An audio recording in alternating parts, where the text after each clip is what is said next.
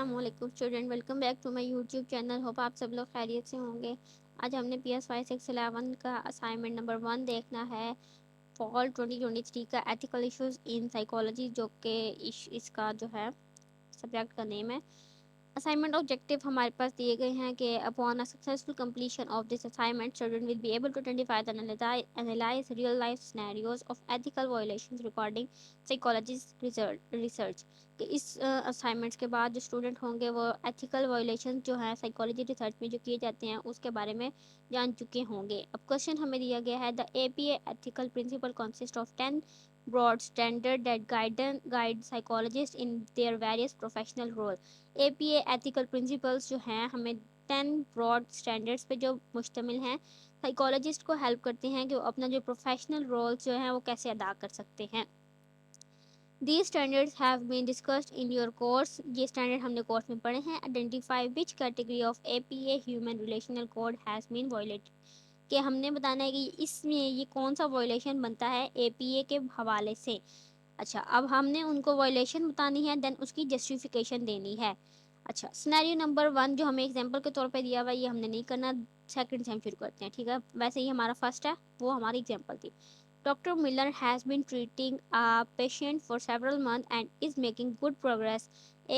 However, when the patient recently disclosed their sexual orientation during a therapy session, the psychologist started treating the patient differently, displaying discomfort and making judgemental remarks about their sexual orientation.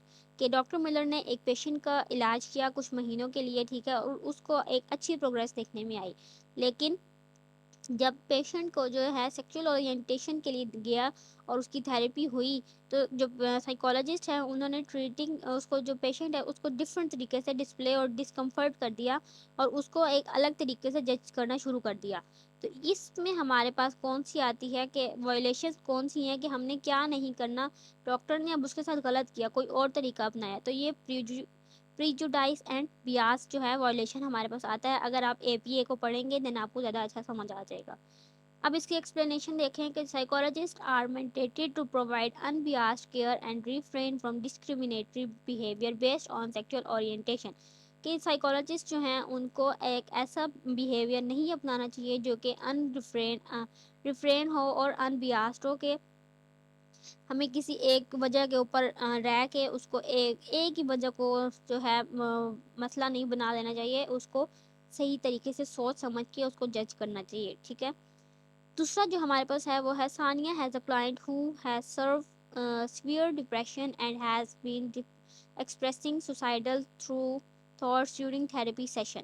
Sania जो एक लड़की है, ठीक है, वो जो है बहुत डिप्रेशन की शिकार है और वो जो है खुदकुशी करना चाहती है, वो उसने अपने थेरेपी सेशन के दौरान बताया।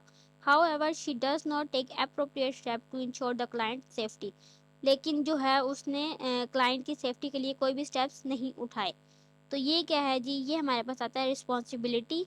Psychologist have to responsibility to prioritize the well being and safety of their client. कि साइकोलॉजिस्ट को जो है अपने क्लाइंट्स की सेफ्टी का ख्याल रखना चाहिए और ये उनकी रिस्पॉन्सिबिलिटी है। Stanley Milgram obedience experiment involved deceiving participants into believing they were administering harmful electric shock to others. Although participants were not causing a real harm, the study caused severe psychological distress to many of them। Stanley Milgram जो है वो क्या कहते हैं जी, obedience experiment उन्होंने किए थे, वो जो कि पार्टिसिपेंट पे किए गए थे। एक एक्सपेरिमेंट किया था उन्होंने पार्टिसिपेंट पे कि वो बिलीव करते हैं they were administrating harmful electric shock to other, के वो दूसरों को इलेक्ट्रिक शॉक देंगे, ठीक है, नहीं देंगे। आल दो participant were not causing real harm, कि उनको एक जो रियल किस्म की नुकसान पहुंचाया जाता है वो नहीं देंगे, उनको शॉक्स नहीं देंगे। तो ये जो हमारी वायलेशन है ये है प्रोटेक्शन फ्रॉम हार्म, कि उनको आपने नुकसान से बचाना है, उनको कोई नुकसान नहीं देना। कुछ साइकोलॉजिस्ट हैं जो कि उन लोगों को दे देते हैं अटैच शॉक्स से देते हैं, इलेक्ट्रिक शॉक्स, जो कि उनको और स्ट्रेस में मुब्तला कर देता है, तो ये उनको नहीं देनी चाहिए हमने। अच्छा, जो मैं आपको रिलेशंस के नाम बता रही हूँ ये आप एज इट इज़ कॉपी कर सकते हैं, बट एक्सप्लेनेशन आपको चेंज करनी पड़ेगी, सेम आप ही लिख सकते, वरना आपको 0 मार्क्स मिलेंगे। Doctor Andrew Wakefield published a study suggesting a link between MMR vaccine and autism. It was later revealed that he had been involved in lawsuit against vaccine manufacturer doctor Andrew ने publish किया था एक link MMR vaccine and autism के दरमियान। ठीक है, बाद में उनको पता चला था कि ये जो है लॉ सूट अगेंस्ट, ये एक उन्होंने लॉ बनाया है जो कि वैक्सीन मैन्युफैक्चरर के अगेंस्ट है। अब ये जो वायलेशन है वो आती है कॉन्फ्लिक्ट ऑफ इंटरेस्ट में, कि हर किसी का अपना अपना इंटरेस्ट होता है, कोई किसी नज़रिए से एक चीज़ को देखता है। एक इंसान की नज़र से देखा जाए तो वो चीज़ अच्छी है, दूसरी की नज़र से देखा जाए तो वो गलत है। अब इसकी एक्सप्लेनेशन क्या है? Psychologist are expected to avoid conflict of interest, they may influence their professional judgement और बिहेवियर। कि हर साइकोलॉजिस्ट का अपना जजमेंट दिमाग है, वो अपने उसको हिसाब से जज करता है। तो हमें किसी के दरमियान में कॉन्फ्लिक्ट या झगड़ा नहीं डालना चाहिए।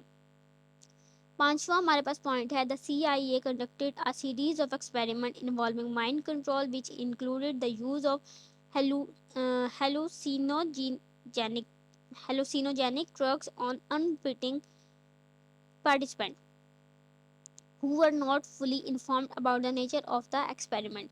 CIA ने एक कंडक्ट किया था एक्सपेरिमेंट, ठीक है, जो कि माइंड कंट्रोल करता था और अनविटिंग पार्टिसिपेंट जो है उनको जो ड्रग्स लेते थे, ये हेलोसिनोजेनिक जेनिक सॉरी नाम, इसको प्रोनाउंसिएशन में थोड़ा सा इशू हो गया मुझे। जो एक ड्रग का नाम है, ठीक है, जो कि फुली इन्फॉर्म नहीं हुआ था जो नेचर ऑफ एक्सपेरिमेंट था, तो ये CIA ने उसको कंडक्ट कर लिया था एक सीरीज में। ठीक है, तो ये कौन सी है जी? ये इन्फॉर्म्ड consent है। ethical guidelines emphasize the necessity of informed consent from participant. The experience conducted without full disclosure to the unwitting participant violate the principle of informed consent। कि अब आपने किसी चीज़ को इस तरह शो करवा दिया कि अभी तक उसकी आपको जांच पड़ताल नहीं की, आपने उसको नहीं देखा ये क्या है रियल में, और आपने उसको लोगों को बताना शुरू कर दिया। ठीक है, मतलब आप लोगों को इतनी इन्फॉर्मेशन नहीं थी एक चीज़ के बारे में और आप दूसरे लोगों को ऐसी फजूल में बताते ही फिर रहे हैं। तो ये जो हमारे पास चीज़ आती है ये इनफॉर्म कंसेंट में आती है।